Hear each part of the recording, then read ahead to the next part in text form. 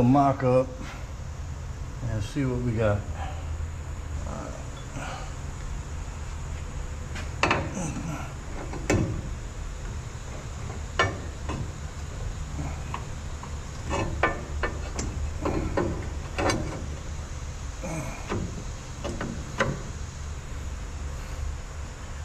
All right,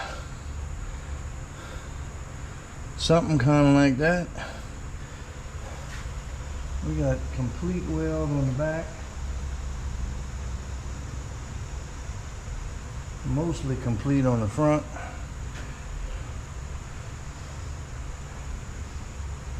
That may work. May have to go with a tad bit longer bolt, but we'll decide that tomorrow. All right, let me go try the other side, see what this is looking like.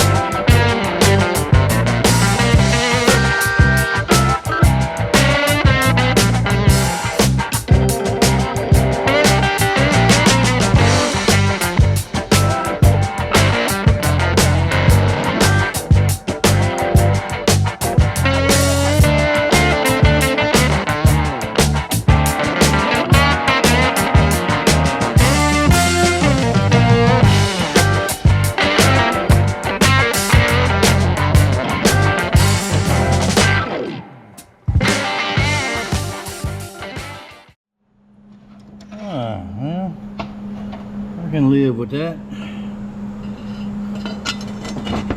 That's okay enough. Got some wide gaps to fill, but we got them. I'll let this cool off a little bit. And in the morning, we can put that on. I just wanted to show you all this little bracket right here. It had a couple of tack welds behind it and these two bolts, but the bottom shelf right here was broken off on the other side. So luckily we found it, and I kind of tore up a few things getting it off with the air chisel, but I think we'll be able to handle that and get it back on. Put a couple of tacks, and let me show you what we got. So I'm just over here marking this up and making do with what broke. So we're gonna weld this up and put it back in, and probably drill a couple of more holes in the back for some tack welds, and then we could put a tack at the bottom and the top once we clean it up on the truck. So I just kind of jumped ahead, making some headway. Figured I'd show you all that. I was over here, I took the tires off, and I was over here kind of shining up our pads here, and I may have to change these bolts out again. I had 5s, the originals were 6.5, so I may have to get a 6, because I don't think we're going to have enough thread sticking out once we add the thickness of the bracket we made. But it's all part of the plan. So we're going to keep doing this, get this one back in. We'll polish this up a little bit. Let me turn the light on. We'll hit that with the grinder and shine it up a little bit, and then bolt it on and then tack it. And then we'll have to deal with these brackets here, but one step at a time. I'm not gonna bother filming that. Y'all saw me weld the other ones up, so just gonna weld them up both sides real good and have it ready to go.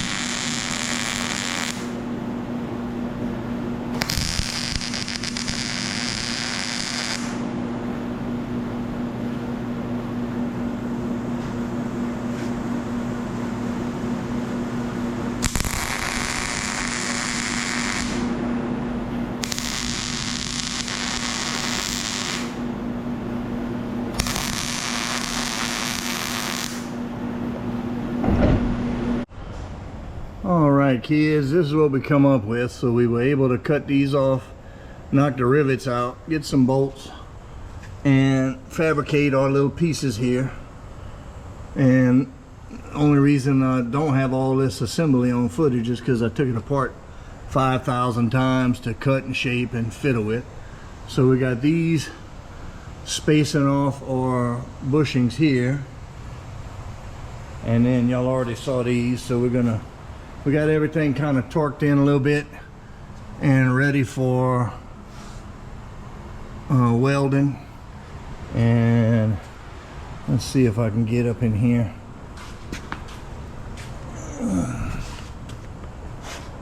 All right, so this is clamped. I'm gonna double check measurements on everything one more time and then burn all this in. I'm gonna put you on time lapse for that.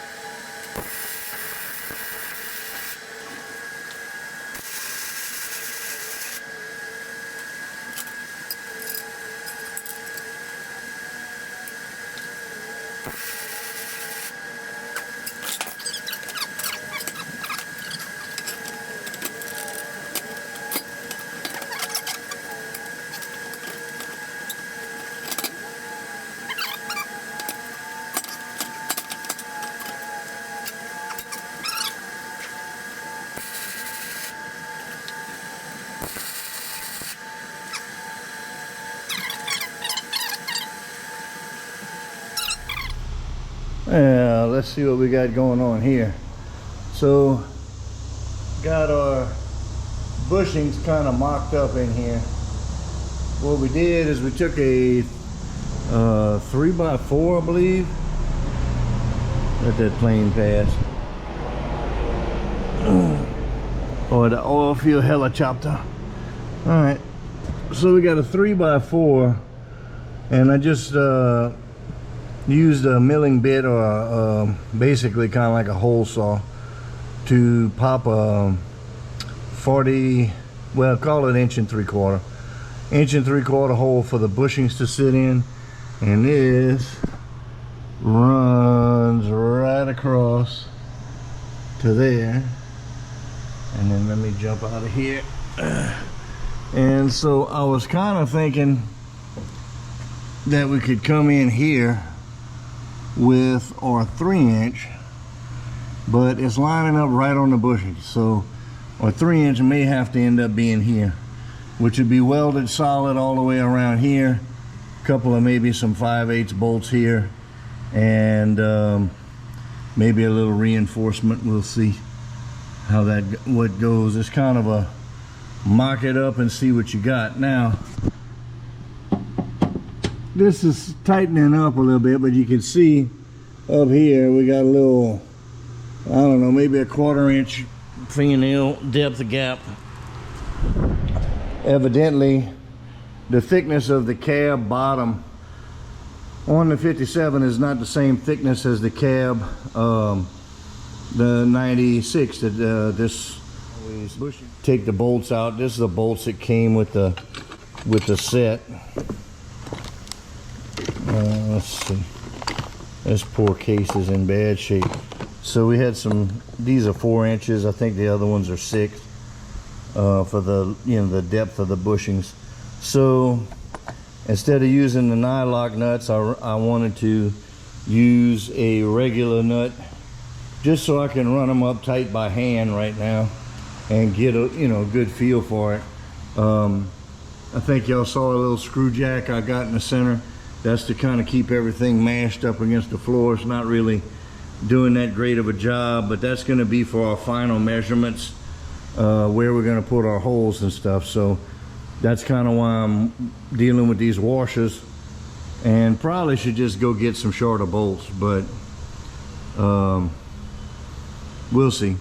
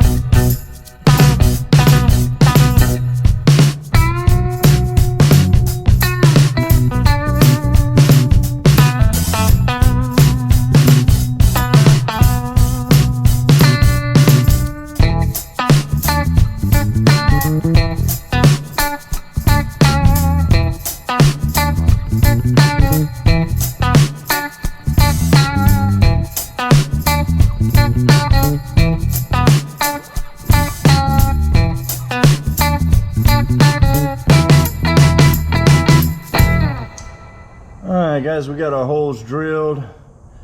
I'm not sure if I'm gonna fill this a little bit in. I might make a little copper tubing and fill that hole in a little bit. We'll see how that goes.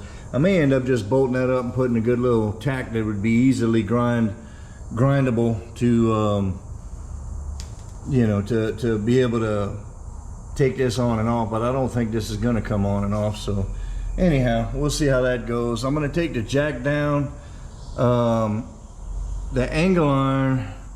Let me get under here. Oh gosh dog it, I keep tearing my head up on this thing. All right, this angle iron right here is sticking out a little further that way than this way, and that could be just the location of the holes on the floor. These were centered, so that's all perfectly centered on the angle. So what I need to do is get this jack out the way, get some measurements here, here to here I guess, and we're going to make sure that the back of the cab is centered best we can get it centered, and then we'll go ahead and start marking up our piece right there, bolt them on, clamp them, tack them, and then we'll move on to the other ones.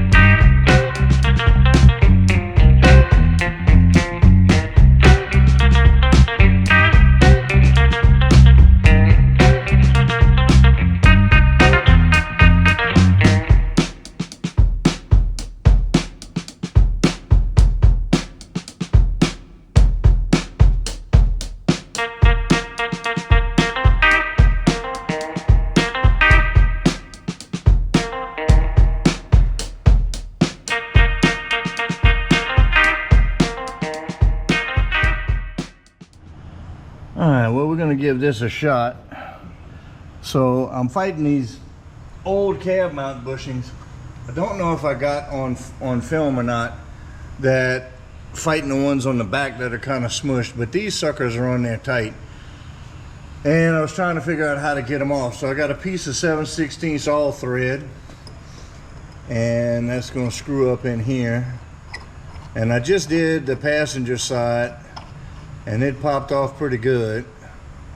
So that's usually going to mean that this side, because I didn't film the other side, this is the side that's going to be stupid. But anyway, lock nutted, jam nutted on there a little bit. I have a 3.5 inch axle socket for the Ford axles that goes right up in here pretty good. And then just a couple of goofy washers and another nut, and all we're doing is making a puller. Alright, because man, I tried prying and you end up hurting yourself on this stuff. Alright, so this is just a through ratchet.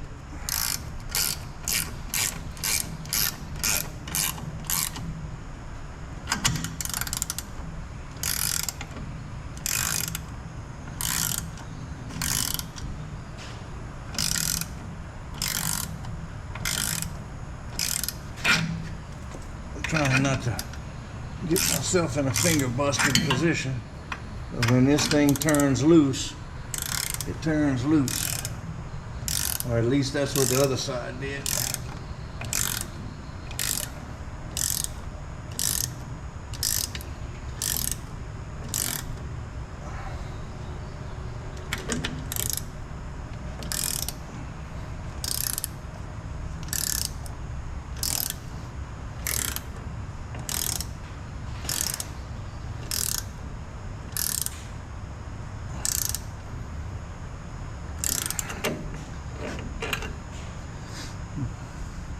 Now since the other side turned loose on me and kind of popped, now I'm chicken.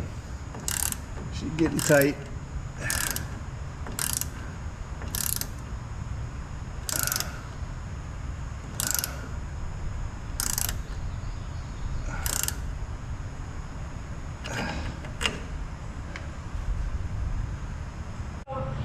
Alright, we got a cheetah pipe and we're going to see if we can make something happen. I'm trying to get far enough away to where this thing doesn't pop. Alright, where the hell is my pipe? Alright.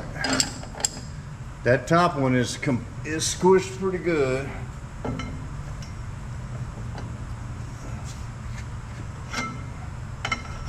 right.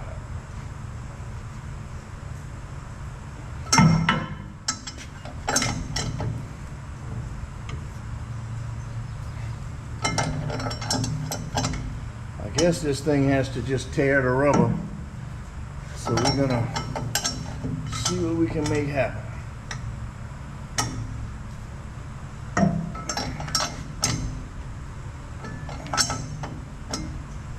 Just some crank on this damn thing some more. Yeah, I'm like, I'll back up and then it gets tighter and tighter and tighter. Well, I don't know why it's not separating.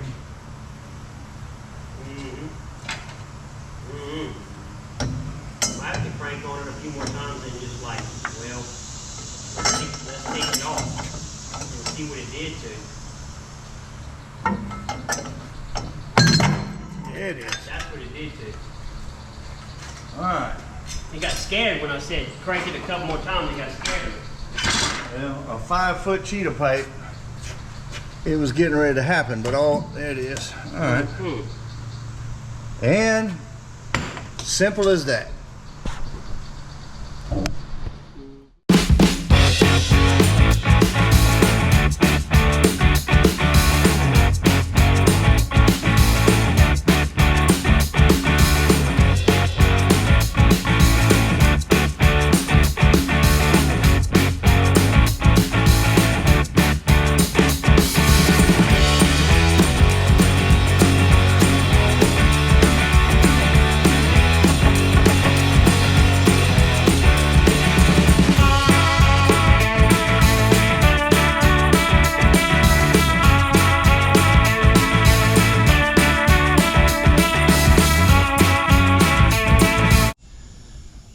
Well, we got a little daylight in the old girl now. I don't know how much we caught. We had a dead battery. I didn't catch right away, but the engine bay is a little more open in here now. Got a few dead cut off wheels on the windshield, and this is how the floor looks. So we dropped the emergency brake, got the dash out, got the air box out, and we cut out this square here and the tunnel. We didn't fool with the airbox area over there because of the holes, and we don't need those for the direction we're going on that 57. So we got two sections that we cut out. This is the section that has the PCM, the bulkhead fittings for the wiring harness, steering column, brake and clutch master cylinder. We cut that out as one section, and over here, as you can see, the carnage, but over here is our tunnel that we cut out. Now we cut it out a lot bigger than we needed to, and we're gonna end up trimming it down. We're gonna fit it in the 57 and cut it down as needed to fit our application, and then we'll have to fabricate patch panels. But the reason I cut this off separate, just FYI, is that I don't know, and I've got a bunch of stuff on the floor, and the truck needs to be cleaned out, and in order to clean it out I got to get it off the lift where the doors will open, and we can get that going, and I'll probably work a little bit on that today. I've got about a half a day I can dedicate to the 57, and then we've got a couple of other projects gotta need a little attention later this afternoon. So back to this. I did this in the swap truck, and it was really nice just to have a panel that would go in and provide all my bulkhead fittings, so that this doesn't have to be drilled, and everything's reusable and located right, and you know, close enough where the harnesses are not having trouble. You know, I don't want to extend the harness. We're trying to do this on the cheap, and the less time we got to fiddle around with custom stuff, that at least custom stuff that we don't want, the better. I'm trying, you know, like I said, we're trying to do this 57 the way anybody could do it, you know, versus, you know, if you got endless money, well, you just got endless money. That's not a problem I have. So back to this, we cut this out small, and that way we may end up trimming this more and cutting out a small panel to relocate the foot pedals, which are a little more inboard in there and whatnot. And so we're going to have that panel that'll probably be welded in. And then I'm thinking on the doghouse over here, or the tunnel, or whatever you want to call it, I'm thinking that we're going to fab it up to where we can put some nut zerks in the floor and have this bolted in. That way, if we want to get to the back of that engine to do work on the turbo or the up pipes, it'd be like pulling the doghouse out of a van. Just, you know, 15 or 20 screws, buzz them out, pull the whole tunnel out, and you can get to the back of the motor. So since we're building it and we're the ones that's going to work on it, we're going to build it in a fashion that makes it easier to work on. And again, you know, we still have all of our clutch and brake stuff here we're going to reuse. I'm going to try not to use the vacuum setup. We may try and go with a Hydro Boost, but either way, that should be somewhat interchangeable. And if it isn't, we can cut out another piece out of one of the other junk cabs we have floating around. So anyhow, I think what we're going to do is move some of this stuff in the back, come in here with the winch truck. I got to get some of this stuff off the roof, but I need to get this cab out of here.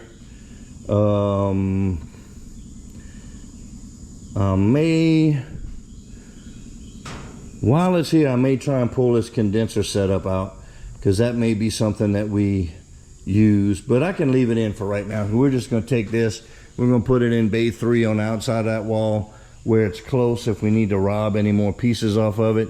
And once we're completely done robbing it, off to the boneyard she goes. And I'm not going to film cleaning all the stuff out of the 57, but if y'all have seen any of the shots from the inside the truck, you'll know we got a little bit of, not bad, but a little bit of stuff in here.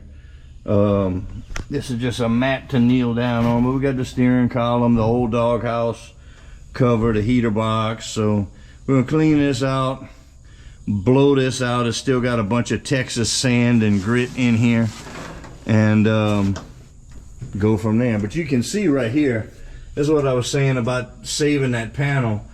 These old trucks had you driving more in the center, and there's a good gap between the left wall right here and the park clutch and brakes.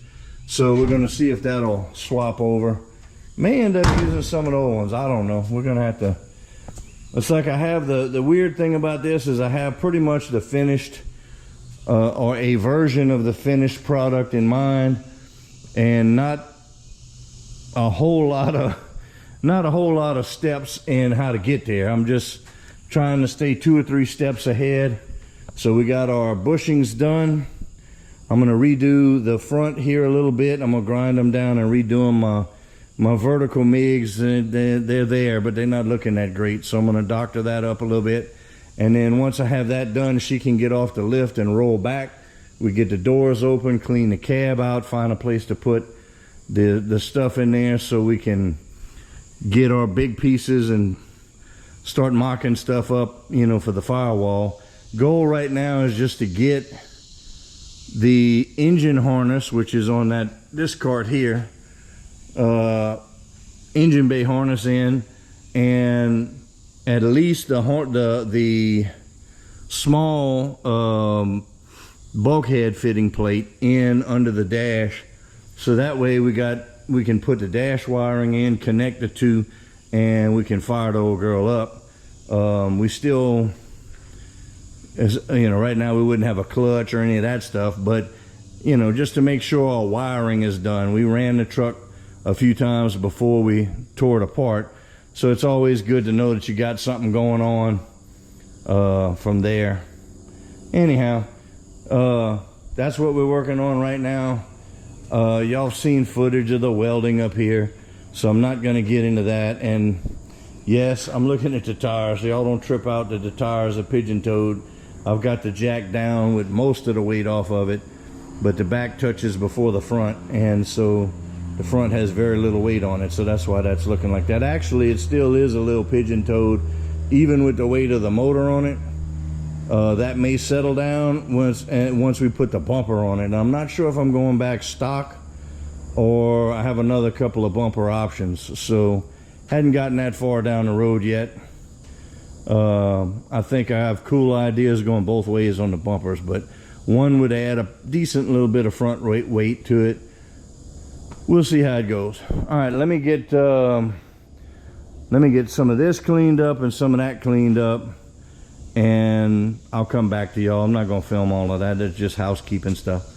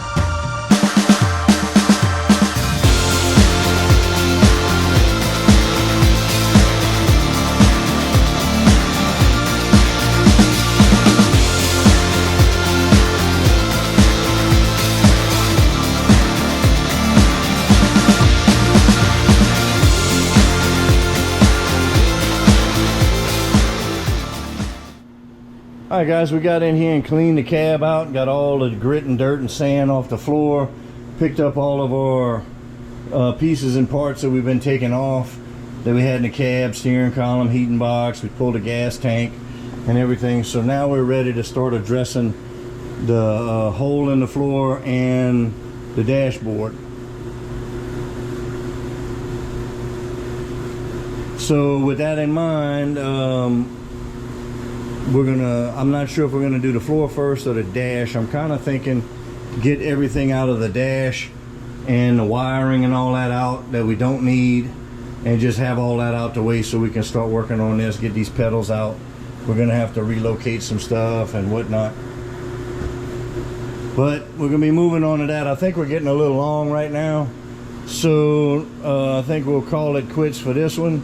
Again, we got her bolted up and in place, so we're in good shape there. We just got to start getting in the cab, and that's going to be our next step. So y'all keep an eye out. We'll have another video out shortly for you, and we'll continue tackling this. I'm not sure if we're going to do start addressing the floor first, probably finish the dash I think, and then start on the rest of it. But anyhow, we'll see how it all lays out. If y'all got any questions or comments or suggestions on the old truck, hit us up in the comment section. We're not exactly sure what which direction we're gonna go. I got a couple of ideas on the back for the bed. I think that's gonna be cool. But anyhow, y'all got some suggestions you want to throw at us, hit us up in the comments. Other than that, I think we're long enough on this one, so we will see y'all on the next one.